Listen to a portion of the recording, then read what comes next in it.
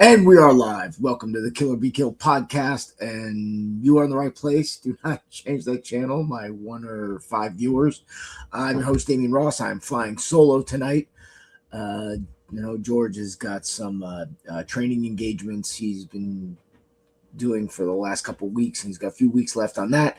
And I know my co-host Josh is having a family time. So enjoy, and yeah, you are in the right place. This is the most unlistened to podcast in the interwebs, and yeah, you are looking at a Knicks World Championship. Now, first, before we get into this, I do not like the NBA as an organization, and I even have worse feelings for the WNBA. I find it unwatchable.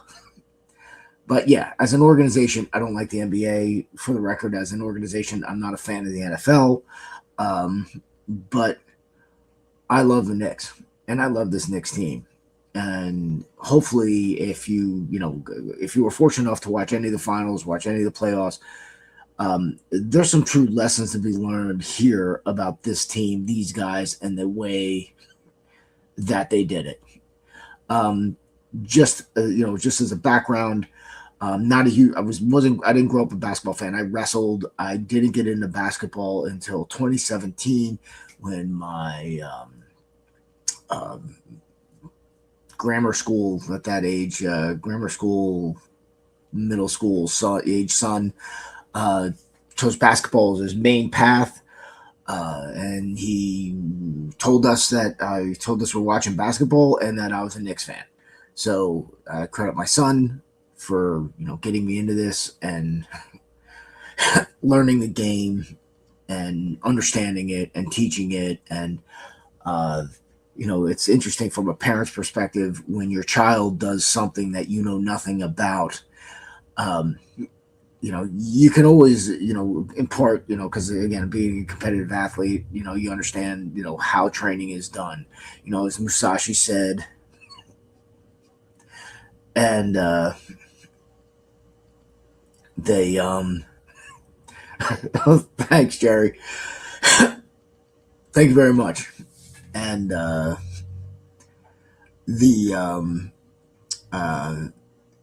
looking at just let me break it down. It's like as you're watching these guys, I mean, this team was assembled. Everybody knocked everybody that they put together.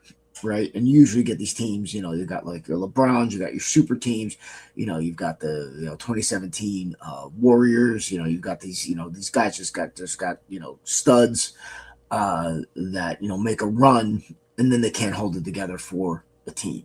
So when you have kids, the problem is it's like, as we don't like these organizations, we don't like the NBA, we don't like the NFL, we don't like the WNBA, but we love sport. We love competition. We love what sport teaches our kids and taught us about teamwork, about sacrifice, about deferred goals, about winning and losing, about life. I mean, it wasn't like every kid that goes on the court, you're looking at like the fraction of a percentage of a percentage. You're looking at basically genetic freaks and lottery winners that are playing professional sports. So, that said, your goal isn't to get a scholarship. Your goal isn't to get, obviously, professional. Your goal is to improve as a human being. And this championship team personified. And if you don't know about it, if you haven't been following it, I mean, look, it started with, getting Jalen Brunson, the captain, in there in 2022. Then they started building around a nucleus around, two of his. They had actually Dante DiVincenzo was there, then Josh Hart, Dante DiVincenzo, and then they traded Dante out and brought Mikal Bridges. All these guys played together in Villanova. They won one championship with NCAA championship with Josh, and Jalen and Mikal won 2. I mean, pretty impossible and incredible feat. So you got these core that have this chemistry and this work ethic. You've got, like, you'll see the stories about Jalen Brunson. He's too short, he's too slow, he's not athletic enough. And I think my favorite saying out of all this, everyone's better than Brunson until it's time to be better than Brunson. Dude, game 5 puts the team on his back, 45 points. But again, it was the team around him that allowed him to get the 45 points. I mean, all these guys, the whole time, they've been locked in. You don't hear any distractions. They're all like good family. They come from like good families. And they have they're not, they're doing like normal, 20, 30-year-old stuff. They're not getting into trouble. They're all very polite. They're all very gracious to the other teams. They're not, complaining. I mean, they don't play dirty. They play rough.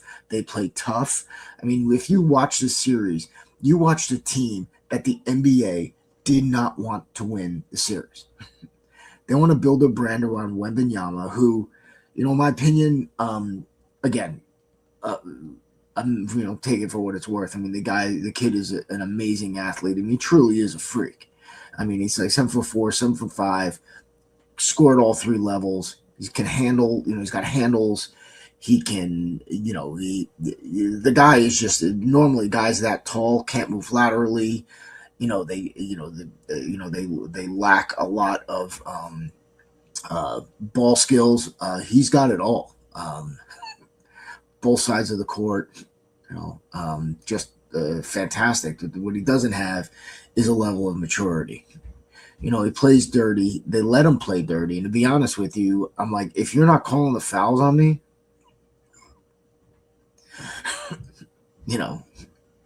so if you're not calling fouls on me, I'm going to push the limit and I'm going to get away with from what you let me get away with. So as far as that's concerned, I don't blame him for that. Right? I mean, he's, if you don't call him, you're going to do it. And they didn't call. But they call it, looks like, you look at, excuse me, you look at the fouls that they called on the Knicks versus the fouls that they called on the Spurs. It's crazy, the disparity. Side note, Dylan Harper of the Spurs actually was a junior when my son was a senior, and they played against each other in one of the local tournaments here. We got some pretty cool pictures. It's actually pretty sick. So that being said, I'm like, these guys, actually had the odds stacked against them, still went on an amazing run. They were underdogs the entire time. And you know what? It was good. It was a great team. If you're a dad with your kid, to point at them and be like, that's how you should act. Always gracious, always humble, always talking about their other, their teammates and meaning it.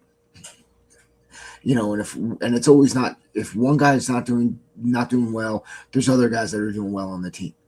Other guys coming off the bench. I mean, last year they made it to Game 7 of the Eastern Conference Finals, and the Knicks fired the coach. And you're like, well, what the hell did you fire the coach for?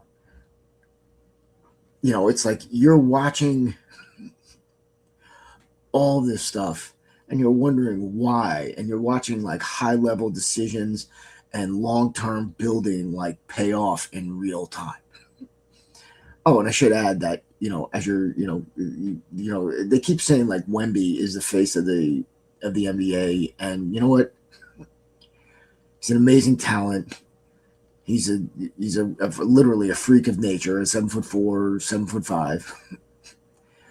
7'5". But his attitude, he's young. He's 22 years old. Says some things, does some things, and acts in a way that, I wouldn't want my kid to act. And again, he's a young guy. He's got a lot of years left. He's going to do, he's already doing amazing things, right? So who the hell am I? But on the other hand, you got Jalen Brunson. 6'1", grinder, underdog all the way, gave up $113 million. So you can go get Cat, you can go get Mikhail, and, there is your face of the NBA right there. Right there. I don't know what an organization needs to do to, look for someone who you want people to emulate. I mean, it's like, who does your kid have more of a chance to be like, Jalen Brunson or Victor Wembanyama? right? Like you got to your chances. Your chance your kid gonna be, he's gonna be 6'1" versus 7'5". I'm telling you right now. Yeah, Jerry, right. So a big shout out to the Knicks. I just really, I really wanted to acknowledge this. And if you have kids and if you're in the sport, look, I get it. What these organizations do is beyond me.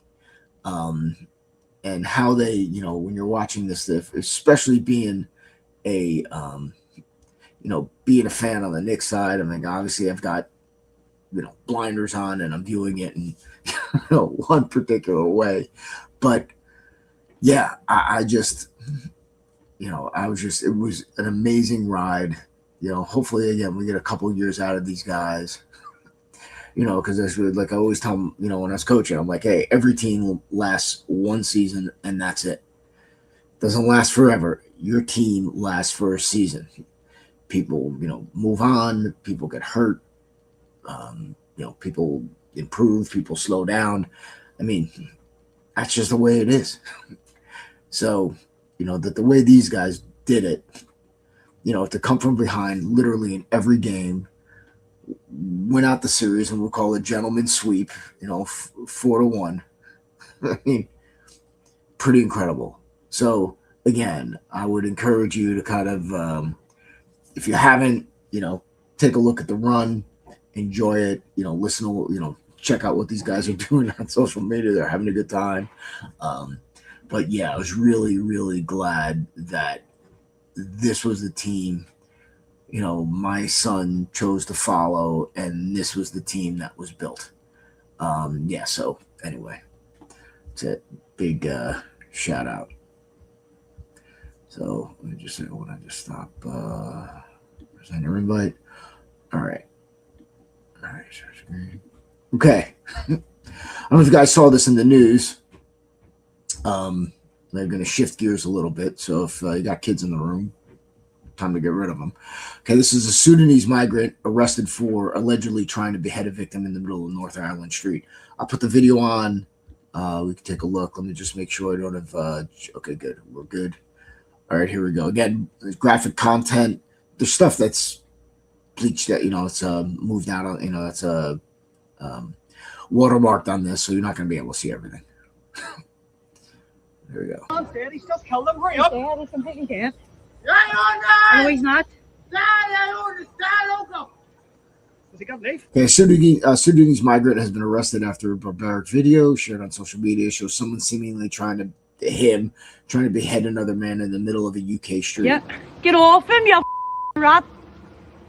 Again, here you have a situation where people are filming and not acting. Yo! He's He's trying to cut his head off. He's like, hurry up. Hurry up! He's slicing his head off here. Hurry up the fuck. Come on, bastard. Get him! Quick. Kill him. Get him down. Let him go down. Okay, finally, people step in. Yes. Get up. There's a cop, back off. Quick. No. Again, why is there a cop and they're stopping? Right? I mean, listen, I don't know what the laws are in the UK, but in most states in the US, you are definitely allowed to intervene. Bro, get off. He's trying to cut his head off. Bro. I can't cut him in the head. He's trying to cut his head off. He's just going here. He's just together. All right.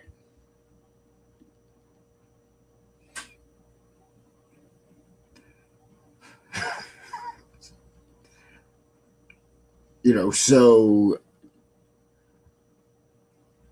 let me just so again, a Sudanese migrant has been arrested after a barbaric video shows someone seemingly trying to behead another man in the middle of the UK street. The horrific footage shows blood-soaked knifeman pinned down. Was victim of Northern Ireland late Monday on an attack. Local politician, also branded barbaric and medieval, whatever. Of course, the bloody victim desperately kicked his legs.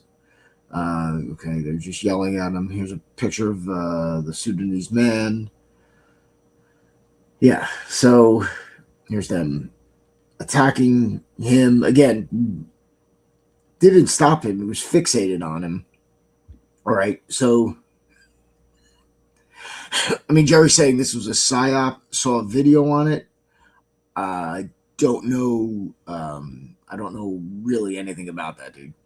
Um, I don't know what you mean by psyop. But if this was staged or yeah. So I mean, this was put in the post on June 9th. I didn't see anything else on that. But again, one of the things you got to realize as you're watching this, and we say it time and time again, I'm like, you are on your own. Right? I mean, there's people around, there's people filming, there's people, finally they start to intervene. But what was that, 30, 40 seconds, a minute of you fighting for your life? Don't know how the incident started. I mean, most of the times as you see when we're breaking down and looking into these videos. So Jerry said this was set up and staged. I go, even if it was, attacks do happen. Now you're totally killing my vibe, Jerry. Like, it's interesting if this was set up and staged. Is this set up to obviously against immigration? Let me take a look at that. So give me 1 second. Let's take a look.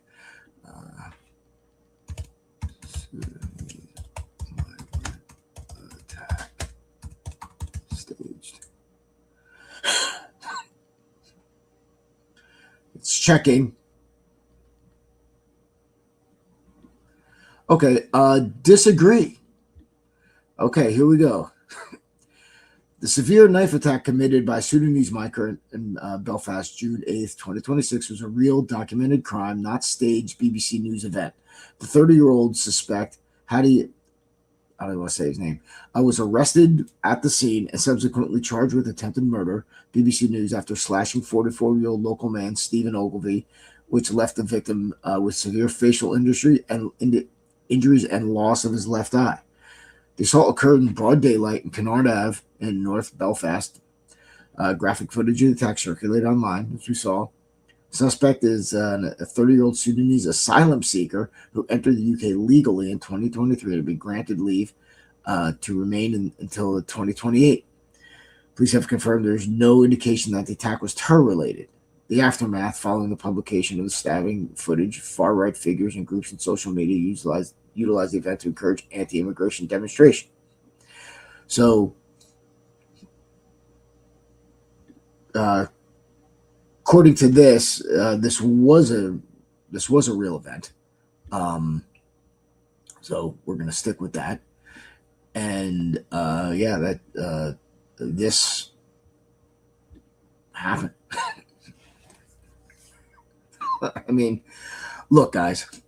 You're getting this out there. I mean, you're really, again, when you're getting news, and look, I fall, prey to this too, because especially if it's something you want to see, you want to believe in, you're always trying to second source stuff, and that's always good. But then, you're fighting with clickbait on everything, right? So, you've got people that there's so many times where it's like, oh, so and so said this, it's outrageous, or this kid is, it's something that you would click on, and then you're watching it and they never even really say what the hell happened, or it's just complete fabrication.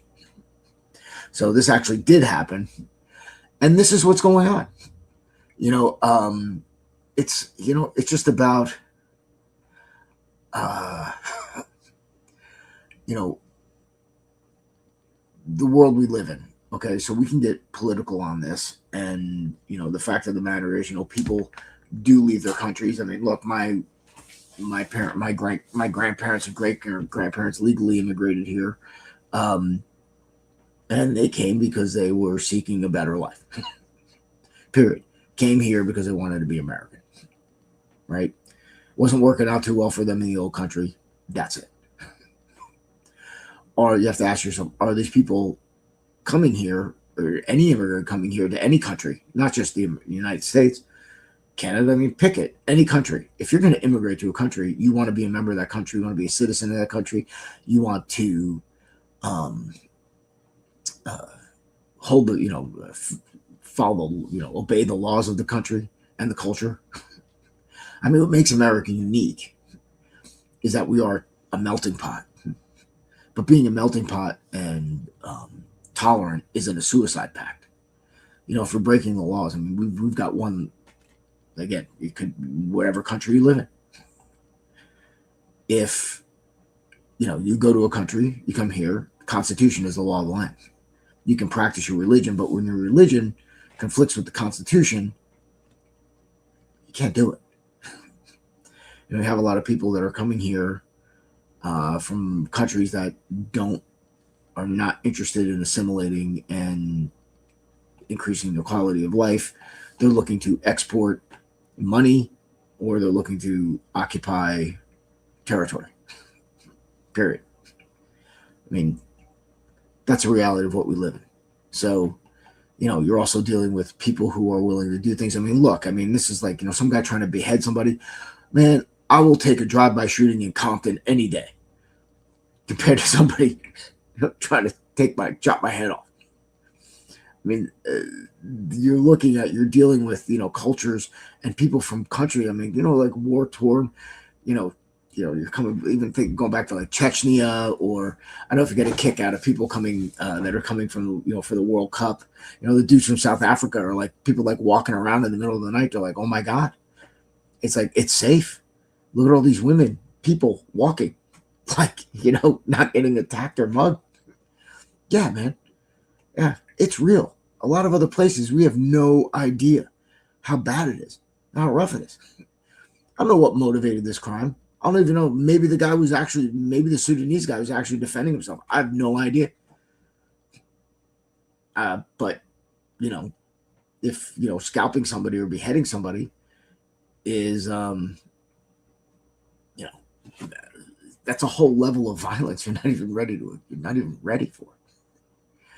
So, we have this, innate, ability, and it's a survival instinct to project our thoughts and feelings and values on our attackers and on everybody else around us. Because you're trying to figure out why somebody would do something so you can rationalize that.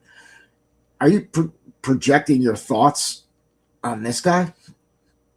I mean, other than the fact that maybe this kid, raped a member of my family, I don't know, other than the target underneath doing something so horrific that would warrant this type of behavior. So it's out there. It's real. They're here. They're there. They are everywhere. We're not getting the best and the brightest from a lot of these countries. You're right, Jerry. It's good. It's dangerous.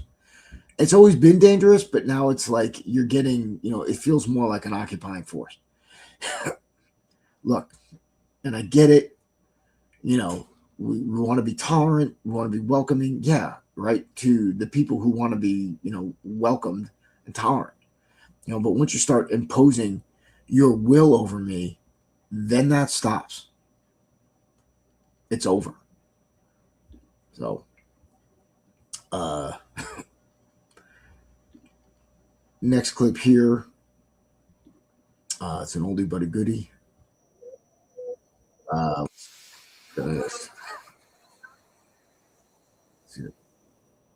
Okay, we're gonna have to break this up, as we're doing this, because it's a YouTube video, so we can, you'll see what I mean. Okay. On surveillance camera tonight, the victim is recovering from his injuries and working with police to find the attack. Pichardo has Aiello spoke. 64-year-old. Okay, so it's a 64-year-old guy going into his apartment, and dude attacks him, grabs his gold chain. But says it's. I'm just gonna cut the volume off because it's useless. Okay, so here we go. Let's just roll.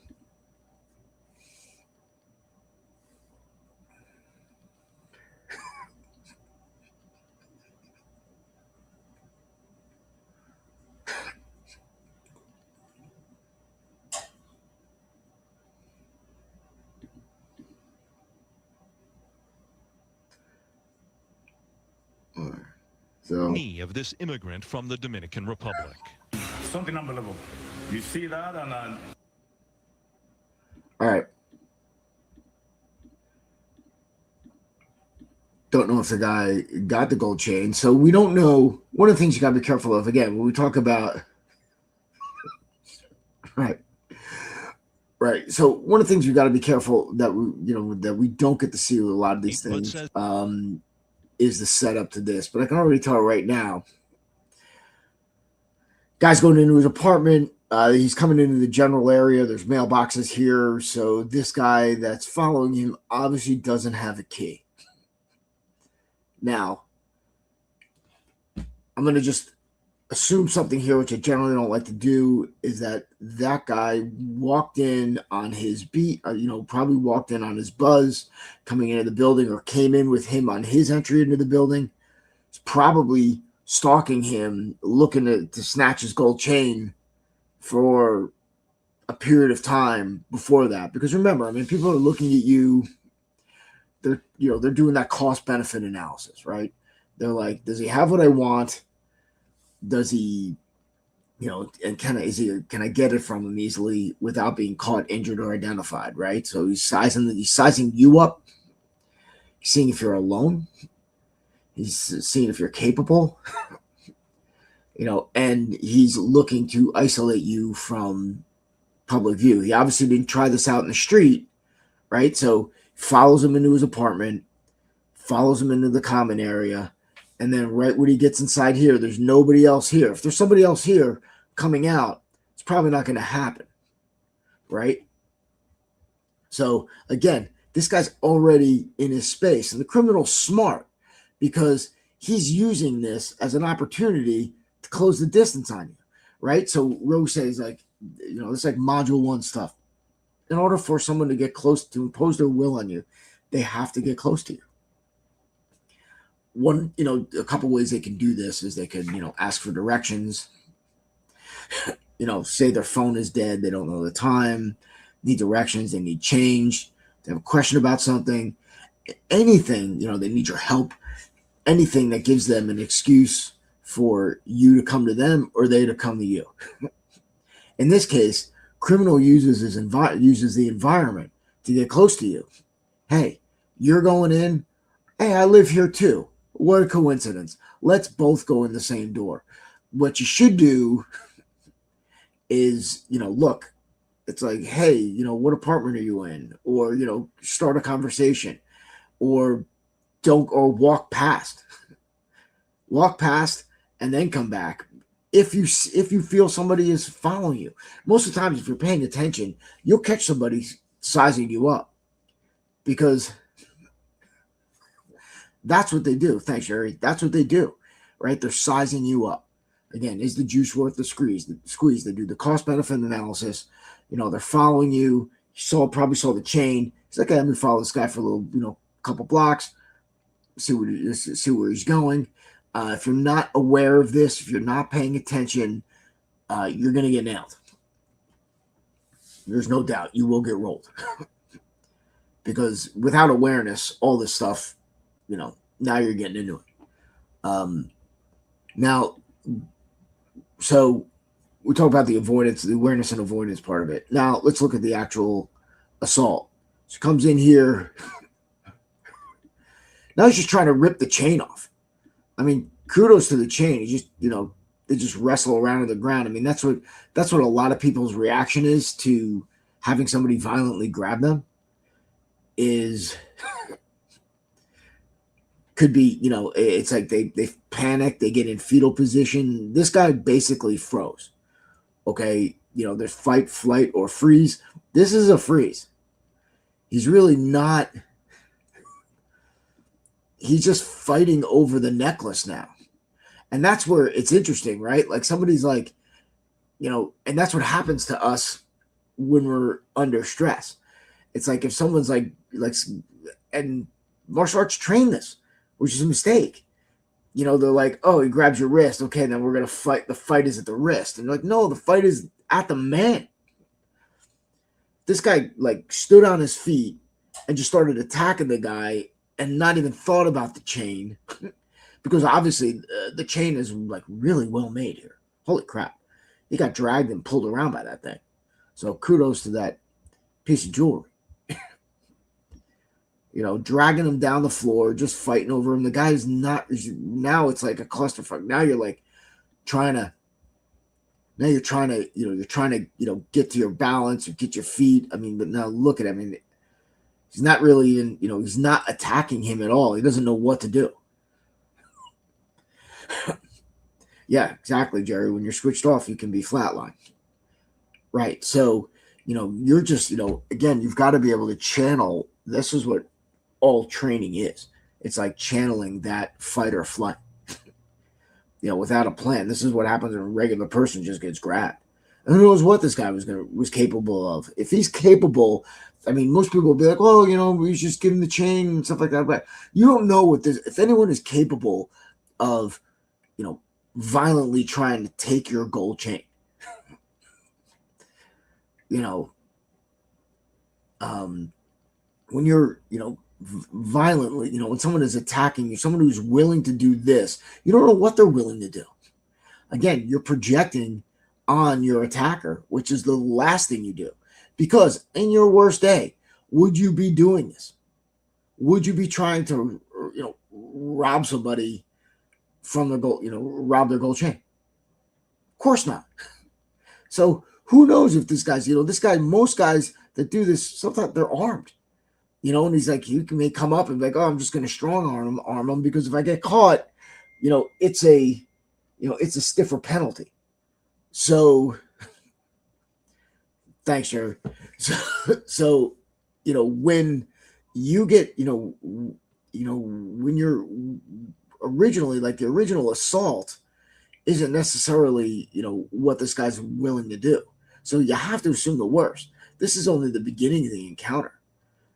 I mean, people, again, we're walking around and it's like you're literally allowing this to happen. And it's like we're getting into the victim blaming and crap like that. It's like, no, we're Monday morning quarterbacking this stuff.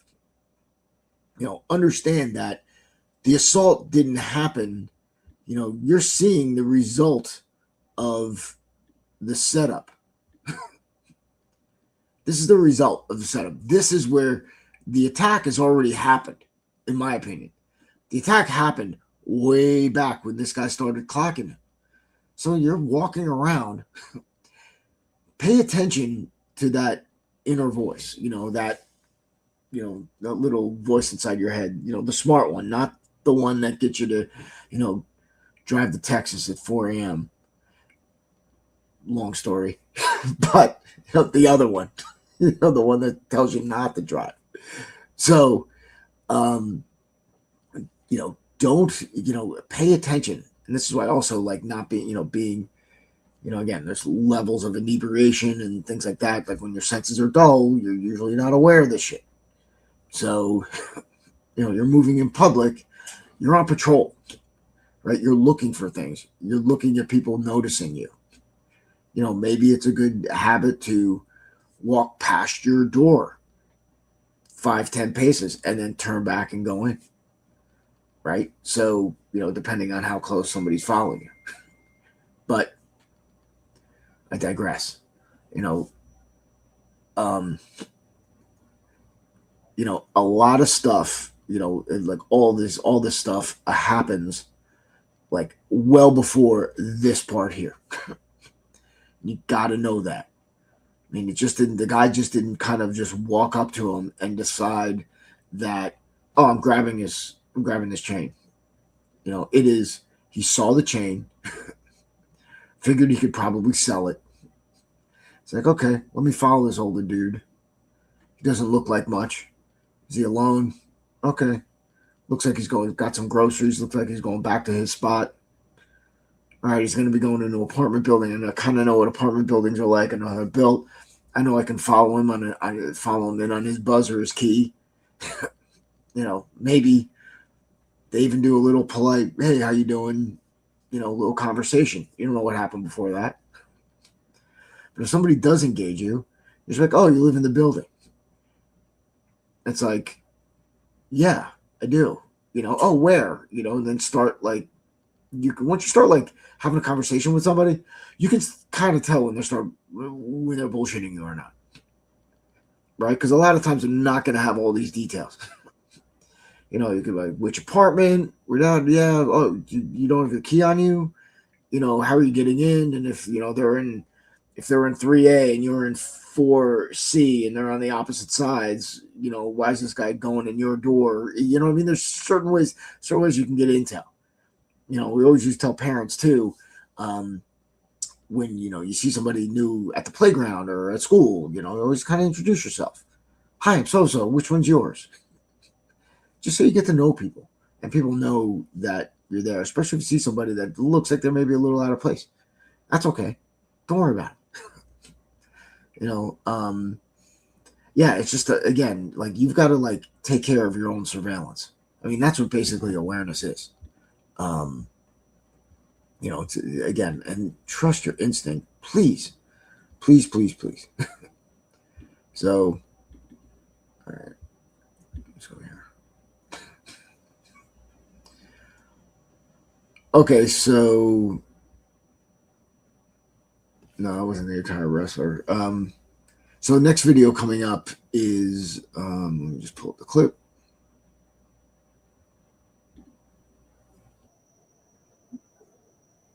Okay, here we go. New tab. Okay. All right. Bear with me, guys. I'm producing my own thing tonight. So we're gonna share screen. Okay.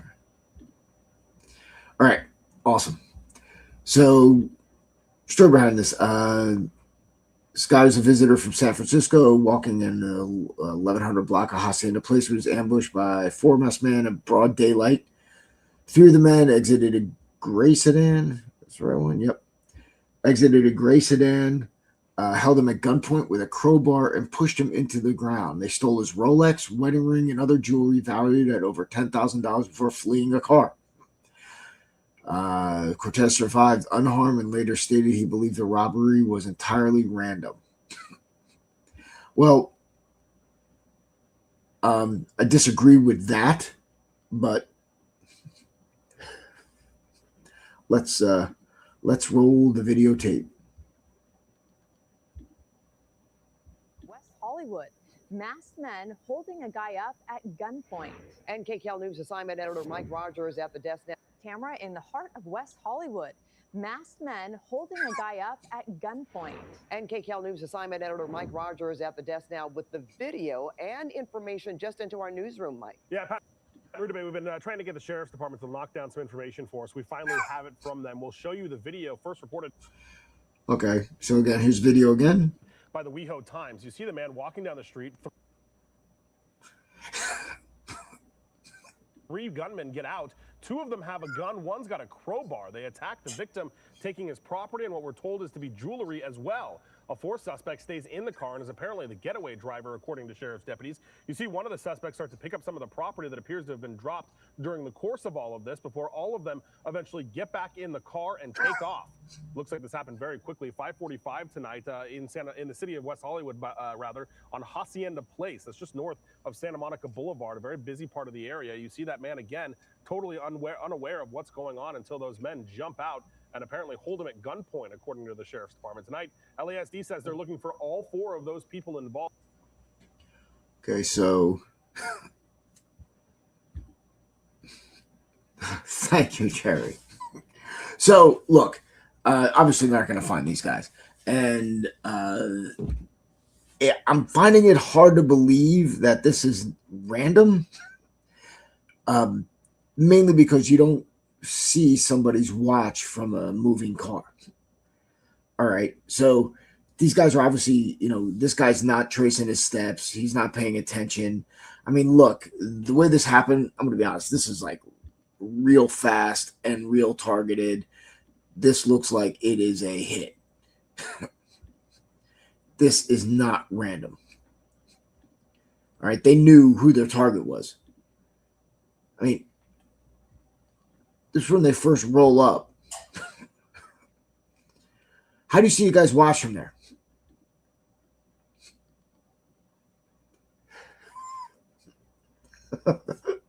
Thanks, Jerry. I get it. So how do you see you guys watch from there? You don't. So I'm asserting that this guy was cased at some point. Where did he go during the day? Right? Well, what if I go to a jewelry store? What if I go to a spot where I know that people with money roll in and I can just case them and, pick a dude. He starts going, how do they know where he was going to be? Right? Did he park his car? Did they follow him in his car? Right?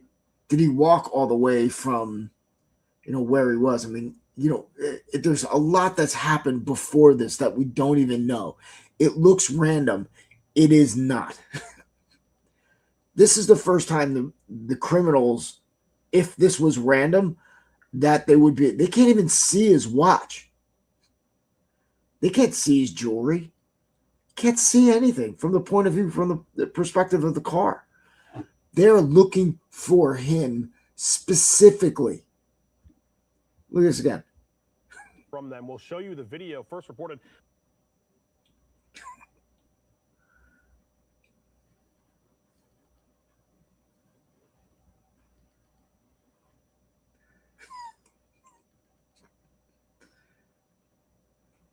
Yeah. Random my ass. This is not random in any stretch. This is orchestrated, timed, and executed. I mean, all these guys have to do is post up at a place where people of means are coming in and coming out, and that's it. And now they're already hooded up, they're already masked up, they're armed, they're ready to go. They're not riding around like this, imagining seeing someone's, you can't see someone's jewelry from what they're doing, and you would not risk this unless you knew they had something of value. You're not doing that. What's amazing is that the Vic thinks it's a random hit. Who the hell knows? It even could be somebody in a store. I don't know. Let's game this out a little bit. Imagine, you work in a jewelry store. You got some kids that are, you got some friends that that maybe your little brother, maybe a cousin, that are like to take down some scores. So very easily you could just, hey, we got a guy in here, coming, whatever. I'm like making it a lot more complicated than it is, because to be honest, all you got to do is sit outside a location where people of means go, and then just wait for, case them, and then wait for them to leave. And the only thing that makes this difficult is that, if you're in Los Angeles, a lot of times you're driving. So to know, to know that the person's going to be on foot, that's interesting. But yeah, there's no way this is random at all. At all. Again, if you're wearing, $10,000, if you're wearing a $5,000 watch or do things like that, I mean, you gotta pay attention. People notice that shit. As for the people you want to notice that, I'm like, half of them, do it for the reasons you want. The other half want what you got. So, I just, this is, again, this is like, you're doing these things and you're displaying a certain level of wealth in certain areas. And look, hey, you got the right to. Trust me. It's all right. You want to wear, $250,000 watch, $10,000 watch, whatever. Hey, just understand that there's people that know the value of that, and they're going to want to take your shit. So, I wear like a $600 Seiko. It's great. I love it. I got a couple. Cool. I just, that's good enough. I got to flex. Yeah, if you can't, don't excite someone with a gun. Right. Yeah, it's good words to live by. You know? But yeah, again, this, like, you know, the idea that these kids are just driving, or these guys are just driving around, you know, randomly looking for something and spotting like nice watches and people with money. Yeah, no, please. What are you doing? That's crazy talk. So, let's see this one. I got one more. Oh yeah.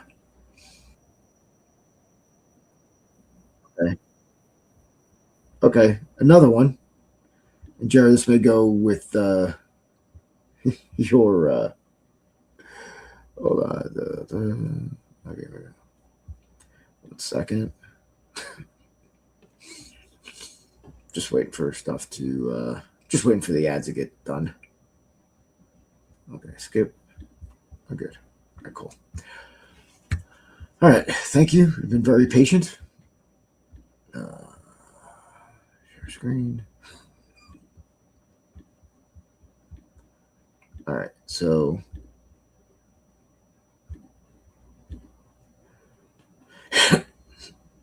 okay, story behind this clip.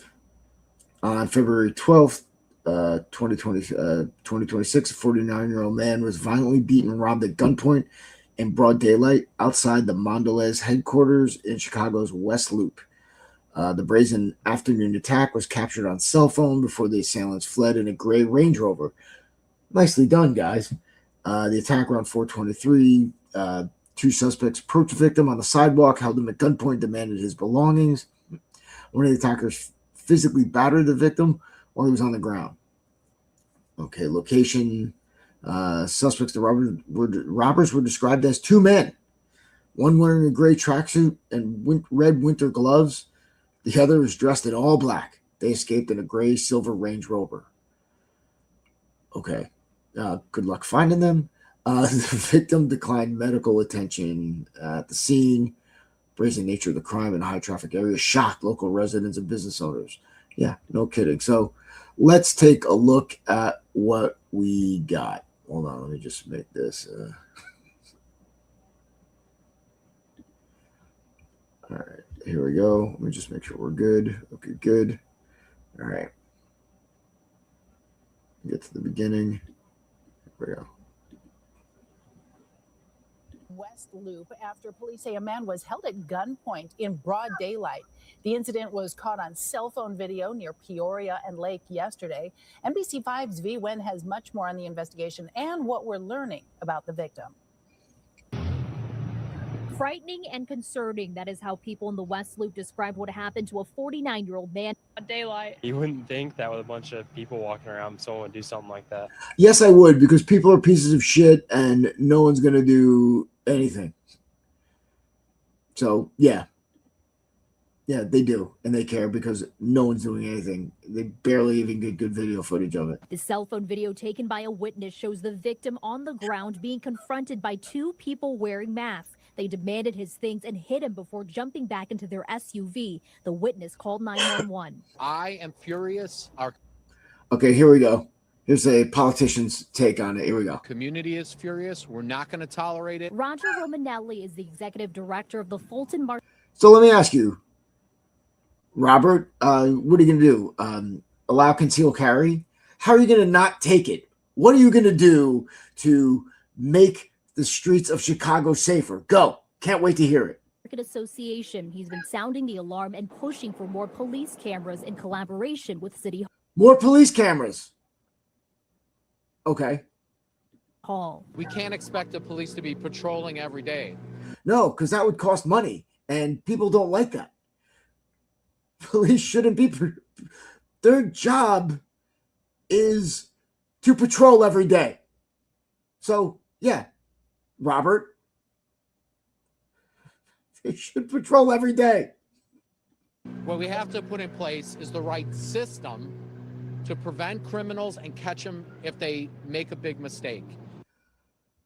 Okay, you're suggesting putting in cameras that aren't going to help you in the situation anyway because they're wearing masks. You moron. People, they're not afraid of cameras. Everybody's got cameras. You caught them on camera. Literally caught them on camera. So more cameras going to stop this? What the hell these people couldn't even protect the paper route.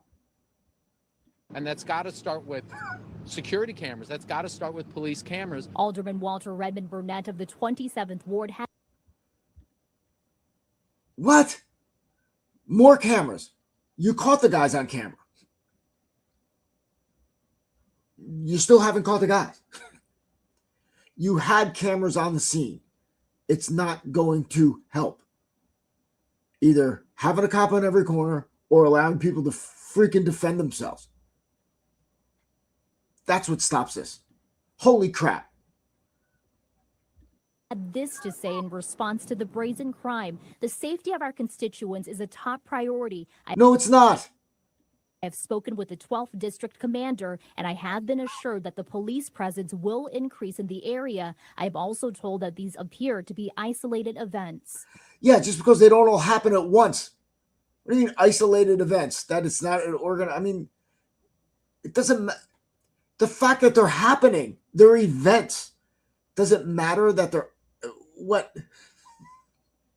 But does it matter that it's the Joker's not behind this? They're isolated events. They're not related. Oh, it's not organized. No, it's crime, and they're committing it all over the place, and they don't care. I don't know how to feel, honestly, because I'm in here all the time. The manager of this dessert shop was in the back working when the crime happened by her front door. Police data shows robberies are down in the 12th district. Still, people in the area say they're not taking any chances.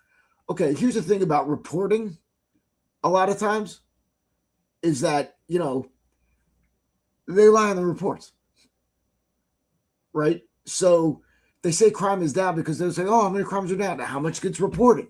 How much gets recorded, right? I mean, because what happens is when people, like if you're a cop and you're doing your job and you're running your precinct, and the numbers come out, your numbers are basically your job evaluation. If your numbers are up, you're doing a shitty job. If your numbers are down, you're doing a great job. And if, numbers down with, works with your, keeps your aldermans, your mayors, your councilmen, keeps everybody in their jobs and get elected. Crime is down. Look at this paper. Meanwhile, yeah, it's not down. It's just not getting reported. So tell that to the guy, getting his ass handed to him and his crap taken from him. But they're not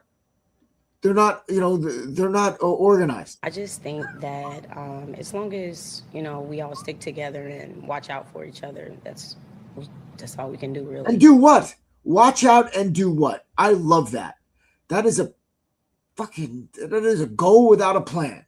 We're going to watch out for each other. And then what? The dude got beaten in front of your store. Who was watching out for that guy?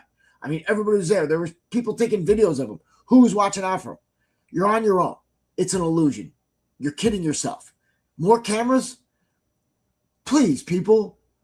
No, let's just continue to disarm our citizens, continue to, put them in jail when they actually literally defend themselves and stop people from hurting other people. What happened to the Marine on the subway in New York when he choked that dude who was threatening everybody and getting violent? What happened to him? Oh my God, they wanted to string him up. Holy crap.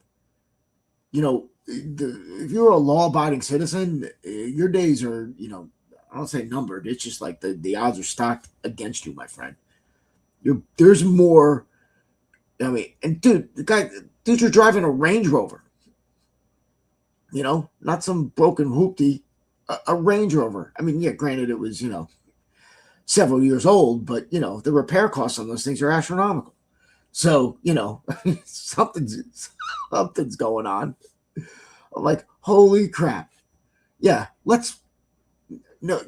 these sentiments I got your back. I want to punch people in the face that say that. I really do. It is the sentiment that is just such a bunch of bullshit. It's okay, bro. We say, when we're in the motorcycle shop, somebody, the bro is an acronym for, bend right over. Okay, bro. God damn. I'm freaking fuming. Watch it. I got your back. I'm there with you 24/7 until I have to, like, you know, either give up my seat or do some mild inconvenience that, you know, forces me out of my comfort zone. I filmed you. I filmed you. You know, there you go. I got it all on video. Yeah, great. You know, the guys were wearing masks. I didn't even get is there a license plate on this thing? You know, no front plate. Did anyone get the plate? Not that they would have like a real plate, but no front plate. Into their SUV, the witness called 911. I am furious. Our community is furious. Yeah, you're furious about what? You're furious until the next thing comes around. So this guy's a tool. These people are screwed. I don't know. Yeah, right, Humpty. Yeah, people call you bro or brother always have like hidden motives. Yeah, said bro, bend right over. Yeah, right, Jerry.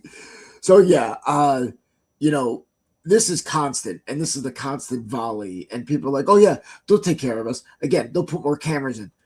Literally, cameras caught the incident.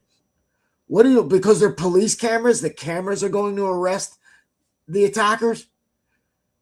More of a police presence? What? So a guy rides down there unless you put a cop on every corner, which you're not going to do. It's not going to happen. The criminals are smart. Right. Might as well put a mask on the camera. Exactly. Criminals are not stupid, guys. They know what they're doing. They live a life on the streets. You know, and thinking they're caught on camera just because you got caught on camera, I don't know, fondling your neighbor's dog, you know, doesn't mean, and you got embarrassed, doesn't mean that these guys know what they're doing. They're smart, right? You think that, you know, like you go to school and learn a trade or learn a career or you get your job. That's what they do in the street. You know, there's like, I mean, locally, and this happens all over. It's not just us. There's like generations of thieves, burglars, car thieves. You know, our local guy, we got a book. You know, we know who these guys are. And what happens is it's usually like with the thieves, it's like those kids are like in like, you know, under 18. Because if they get pinched, you know, generally they're unarmed. They don't, you know, I mean, there's an MO to what these guys do. This stuff is different. This is like gangbanger stuff. You know, I mean, there's all different, you know, there's violent criminals, there's non-violent criminals, right? I mean, that's fact. So, but these guys, you know, this is like home invasion stuff. So they're using violence to impose their will, and they know what they're freaking doing. And again, this incident again, it wasn't 5 seconds stop the car, right? They're watching they're watching their target. They're always watching their target. You know where, you know how many times, you know, does he have something I want? Can we impose our will on him? Can we get what we want from him without being caught, injured, or identified? It's really simple. They do that equation every time. Every time. So, you know, I mean, again, you know, paying attention to your surroundings, understand it, because you know you're driving by. I mean, even given where that truck was in relation to the, let me just roll this up again. Look at it. So wait, I'm sorry, let me go back. Sorry, bear with me. Okay, so look at where he was. So truck's going this way. Oh, I missed it. So look where the truck is coming, and they're behind this this entrance of this restaurant here. So they're coming the other way. So they obviously cased this guy before, because you're really not. I don't know what direction the guy was traveling because he was on the ground. So it was obviously, but yeah, you gotta have, you gotta pick a guy you think he's got something you want. So, right. Nice. Funny. Nice, Jerry. All right. So again, this guy, This guy ain't gonna save you. And anyone who has his job ain't gonna save you. They do not care. Do not care. You know, it's like police aren't empowered to enforce the laws. You're not empowered to protect yourself. They just want to, you know, look at camera footage of masked people with fictitious plates committing crime. Yeah. So that's what we got. All right. So, yeah, thanks for joining me today. And, yeah, I'm figuring out what to do with my hair. I don't know. I was tired of shaving it all the time. So we'll figure it out. I promise the hair situation will get taken care of. Yeah, so, Jerry, thanks for joining us. Thank everybody for joining us. Humpty Doo, thanks for posting. I think this is the first time I've seen you post on here. Forgive me if you didn't. Again, everybody, thank you so much. And we're on same bat time, same bat channel next week. Until next time, train on.